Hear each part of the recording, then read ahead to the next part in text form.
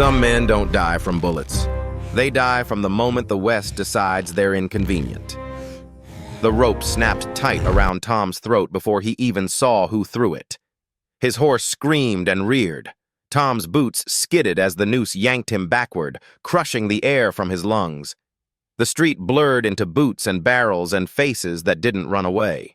They leaned in, hungry and afraid at the same time. 3 riders worked the rope like a routine. One kept it high, one dragged Tom off balance, one prowled close with a rifle stock ready to crack bone. Tom clawed at the hemp, fingers slipping, throat burning, vision tightening to a tunnel. Then the noise thinned, like the whole town chose to listen. A man in a clean coat stepped out of the shade, slow and certain, smiling like he owned the street. Not a sheriff, not an outlaw. The kind of man whose boots stayed spotless because other people did the dirty work. He didn't look at Tom first. He looked at the paper Tom had nailed to the post. Bring them both. The holder. The man's smile widened as if Tom had placed bait exactly where it needed to be. 23, he said softly, like he'd counted the years himself. Old enough to die for proof. Tom's hand twitched toward his holster. The clean-coated man didn't draw. He only lifted 2 fingers. The rope tightened again, hard enough to make Tom's knees dip, and the reason hit him like a spur in the ribs. He wasn't being punished for who he was. He was being erased for what he carried. Scorched orders, warped seals, routes and names that proved the holder had existed and that his machine had been real. The man leaned close, voice almost kind against Tom's ear. "Give me the evidence," he whispered, "or I'll make your death look like an accident, and let this town forget you ever rode in." Tom's fingers found the knife at his belt, not his gun. The rope had stolen that option. He let his body go limp. For half a beat, the rider holding the noose thought Tom was done. The tension eased just a fraction. That fraction was oxygen. Tom jammed 2 fingers under the rope, twisted, and drove his elbow back into the rider's gut. The rope slackened. Tom rolled hard into his horse's shoulder, jolting the animal and breaking the man's grip. He hit the dirt, coughing, and cut the rope in one ugly slice. Air rushed back into him like fire. A rifle stock crashed down where his head had been. Tom rolled, flung dust into the attacker's eyes, kicked the rifle barrel away, and surged to one knee. The clean-coated man watched like a gambler watching a coin spin. "Good," he said. "Run. Running makes mistakes." Tom ran. He cut behind the general store into the stable lane where wagons clogged the gap and horses stamped in narrow shade. Ropes snapped again. Hooves hammered like a countdown. A loop caught a post instead of Tom and nearly ripped a rider from his saddle. Tom vaulted a trough, landed hard, and kept moving with his throat screaming from rope burn. 2 locals blocked the lane exit with rifles leveled, aprons, rolled sleeves, fear in their eyes. Borrowed courage. Borrowed violence. The clean-coated man stepped into the lane behind Tom and nodded at them like they were tools. "Hold him," he said gently. Tom lifted his empty left hand. "I'm not here to hurt you," he rasped. "I'm here to show you who's been hurting you." No one lowered a rifle. The clean-coated man came closer, soap and tobacco, no dust. "Easy," he said. "Hand over the papers. You walk out alive." "And if I don't?" Tom asked. "Then you die," the man said, "and I take them anyway." Tom felt the town listening from the lane mouth. Elias had taught him without ever saying it. Fear obeys clarity. So Tom made the truth loud. He yanked the oilcloth bundle from his saddlebag and slapped it against the stable post. "Everyone," he shouted. "You want to know why people vanished? Why men with clean hands kept towns on their knees? Read this." He ripped the wrap away and held up a scorched order stamped in crescent wax. Murmurs rose. Faces leaned in. The locals' muzzles wavered a fraction. The clean-coated man's voice sharpened. "Stop!" Tom threw the papers into the crowd. Hands caught them without thinking. A woman read and went pale. A ranch hand squinted at a name and stiffened. The lane filled with the sound of people recognizing their own lives in someone else's ink. The clean-coated man lifted 2 fingers again, smaller now, urgent. Tom slammed the warped crescent seal into the post, branding a crescent scar in soot and wax where everyone could see it. "That mark," Tom shouted, "is what controlled you." The clean-coated man finally reached for his gun. Tom fired first, not to kill, to move, into the dirt by the man's boot. Dust burst up. The man flinched back on instinct. That flinch opened a door. Tom lunged, yanked the man into the stable wall, and cut his belt pouch free. Coins spilled, and with them a small metal stamp clinked into Tom's palm. Not a crescent bite, a crown. Tom's stomach went cold. A replacement mark, a new authority rising out of the ashes. The clean-coated man slammed an elbow into Tom's ribs and tore free. Riders surged. The crowd shouted. Horses panicked. Someone fired and hit wood. The post Tom had branded groaned as a rope snapped tight around it, and then it cracked under pressure.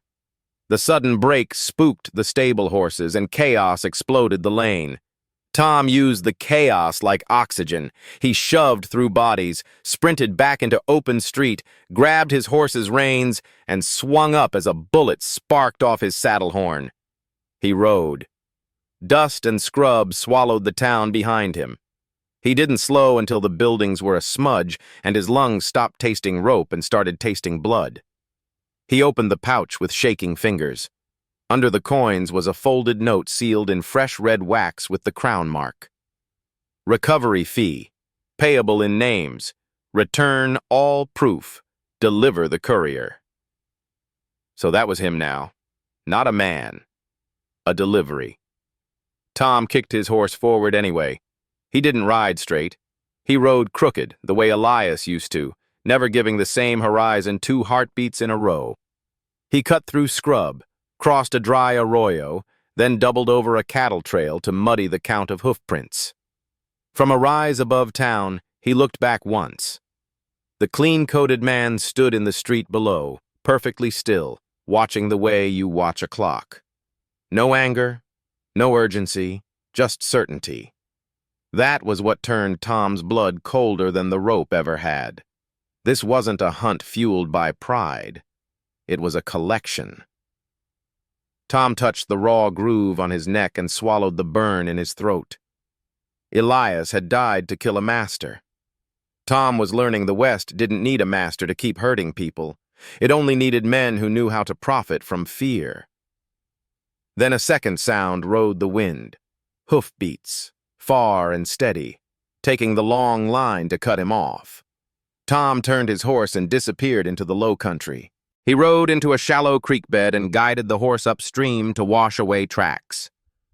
Water slapped rock loud enough to hide small sounds. For a moment he hoped it worked. Then a shot cracked and a bullet slapped water into white spray. They'd found him. Tom pushed into the darkest channel beneath an overhanging rock shelf and stopped dead in the shadow, letting the water roar. He pulled one scorched page, not the best, not the names that mattered most, soaked it, and tossed it downstream to snag on reeds like a breadcrumb. Then he waited. 2 riders cut the bend, rifles up, eyes hunting the wrong place. Tom sprang. He threw a rock into the nearer man's face, fired low to spook the man's horse, and the animal bolted, dragging its rider into the creek with a curse swallowed by water.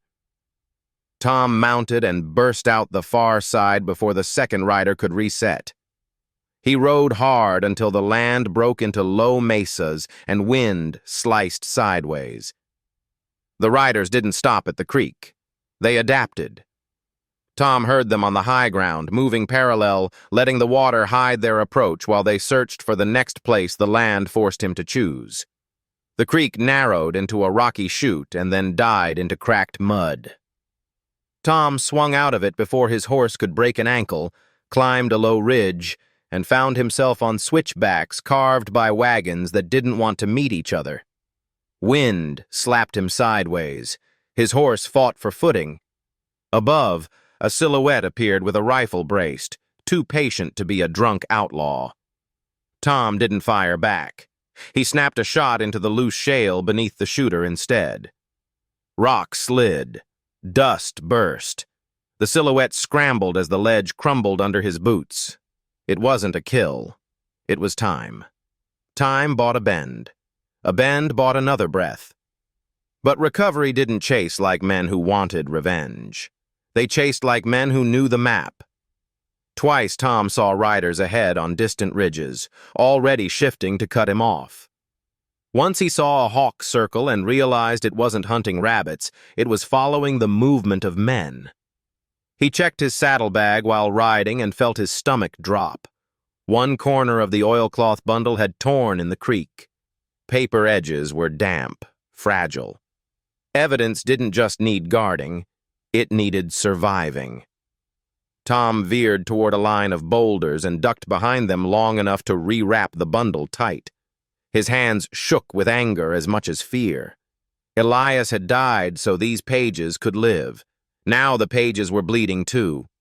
Hoofbeats rose again, close. Tom pushed forward and saw the barn before he felt safe enough to believe it existed. A half-collapsed barn leaned against a hill ahead. Shelter or trap, but his ribs were screaming and he needed cover. He slipped inside, took the shadowed corner, and watched the approach through a split in the wall. Hoofbeats came again. 4 riders circled slow, careful, professional. "Courier!" one called. "Come out!" Tom stayed silent. The man stepped inside, rifle low, confident. Tom fired and hit his shoulder, dropping him. The others surged. Shots tore splinters from beams. One rider tossed a torch into dry hay, and flame leapt hungry. Tom didn't hold the loft like a hero. He broke a loose board at the back and dropped into scrub behind the barn as smoke curled up. His horse screamed inside, panicked. Tom whistled sharp, the signal Elias had taught him.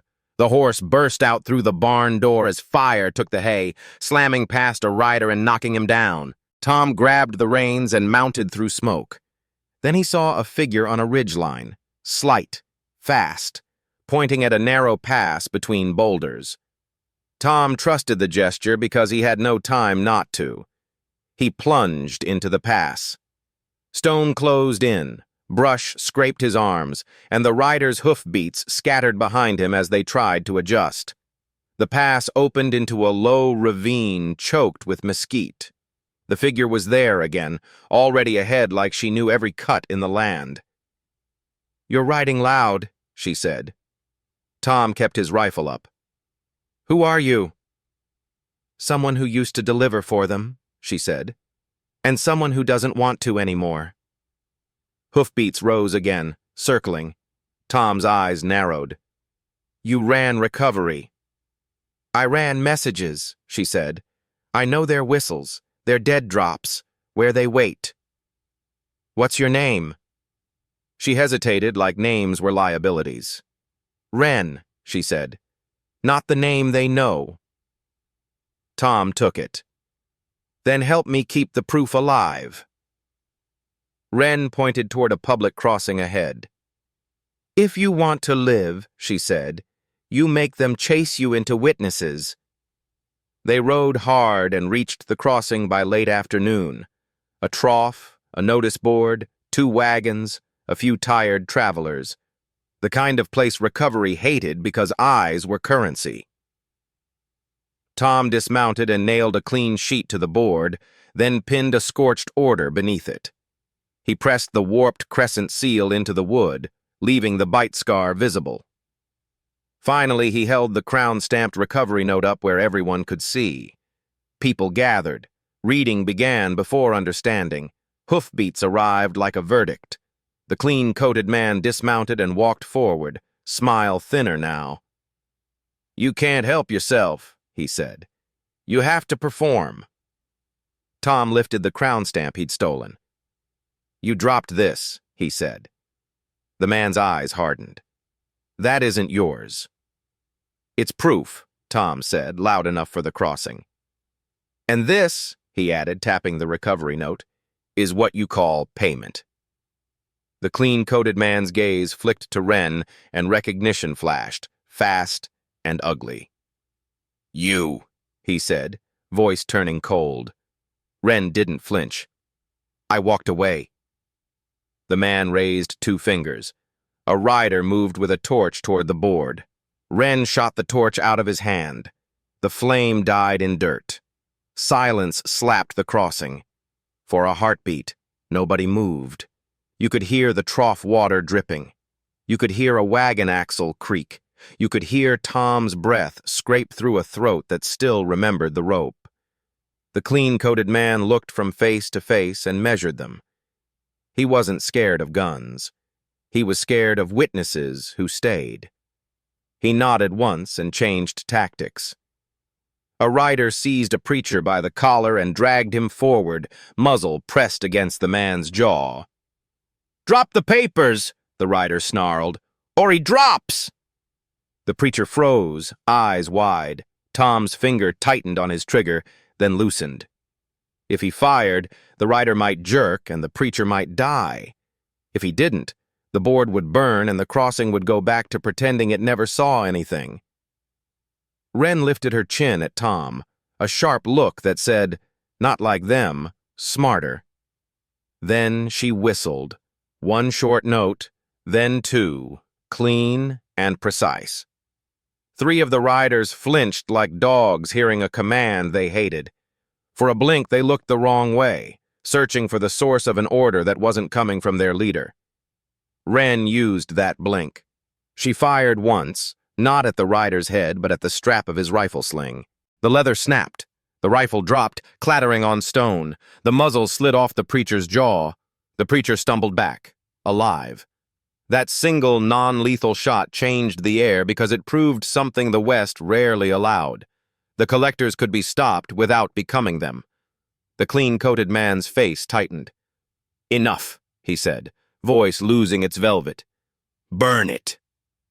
2 riders moved with torches. Tom shot the nearest torch out of a hand. Wren shot the second torch into the dirt and stomped it out before flame could catch. The crowd surged forward without meaning to. Not to fight, to see, to read, to claim the truth before it could be taken from them again. The clean-coated man realized he was standing in a different kind of trap now. Then everything broke loose. Riders surged. Tom fired low to drop a horse's speed. Wren shot reins to steal control. Wagons jolted. People scattered and shouted, but they didn't look away. They kept reading, kept holding the papers like they were holding the throat of the lie. The clean-coated man drew and fired. The bullet grazed Tom's ribs, hot and sharp. Tom staggered but stayed upright long enough to rip the crown-sealed note from his pocket and slap it onto the trough where water dripped over the wax. "Read it!" Tom shouted. A preacher stepped in, read, and his face hardened. A trader read over his shoulder and went pale. A ranch hand clenched his fists. "Recovery fee, payable in names." The clean-coated man saw the shift. Crowds didn't stay rented forever. He whistled once, sharp. His riders began to withdraw, not beaten, exposed. He mounted and stared at Tom. "This isn't over," he called. "You just made yourself a headline." Tom lifted the crown stamp in his bloody hand. "Good," he rasped. "Now they'll remember." The riders vanished into dust. The crossing stayed quiet for a moment after they left, the kind of quiet that comes after a storm when people realize their hands are shaking. A trader approached the notice board first, reading the scorched order again like he needed to believe his eyes. A ranch hand took a nail and pinned another page up so the wind wouldn't steal it. The preacher, still pale, looked at Tom and didn't say thank you. He said something harder. "How many towns?" he asked. Tom's chest rose and fell. "As many as it took," he answered. "As many as it will take again if you let them." The preacher nodded once, grim, and turned to the travelers. "Copy it," he told them. "Carry it." That was the sound Tom wanted. Not cheering, not applause, motion. Wren pulled Tom behind a wagon and pressed cloth to his ribs. "You're leaking," she said. "I'm not dying," Tom rasped. "Not today," she agreed, eyes on the road. "But if you keep stopping where they can see you, they'll bring 10 riders next time." Tom looked at the board, then at the people still reading. "That's the point," he said. "Seeing is what breaks them." Wren's jaw tightened. "And being seen is what gets you buried." Tom didn't argue. He reached into his saddlebag, tore out 3 clean sheets, and wrote fast while his hand shook. He copied the recovery note. He copied the crescent seal description. He copied a warning. If a man in a clean coat asks for names, you're already paying. He handed the sheets to the trader. "Pin these in the next 2 towns," he said. "Don't tell a story. Show the paper." The trader swallowed and nodded like he'd just been given a weapon he didn't want but couldn't refuse. Wren watched Tom for a long beat. "You're really doing it," she said. Tom stared at the blood on his fingers, then at the road. "Elias didn't die for me to be careful," he replied. "He died so I could be loud." Night fell as they rode out. Wind cooled the burn on Tom's throat. Stars sharpened above them. At one point, Tom looked toward the dark hills and imagined Elias's grave on a windy rise. No statue, no name, just earth, holding a man who had chosen the right moment. Tom touched the crown stamp in his pocket. The metal felt too clean, too new. A new mark meant a new hand. That night, under cold stars, Tom finally unfolded the last sealed slip he'd taken from the clean-coated man's pouch. The crown stamp was fresh. The ink was cleaner than fear. "Meet at Ironheart Station. The executor will sign the new terms." Tom stared at the word executor until it stopped being a word and became a shape in his mind. A man who didn't hide behind a seal, but behind a system ready to outlive its maker. He folded the note, slid it into his coat, and looked toward the dark line of the road. "The West didn't lose its master," Tom whispered. "It just changed hands." He mounted. Wren rode with him. And the next town on their map wasn't a town at all. It was a station.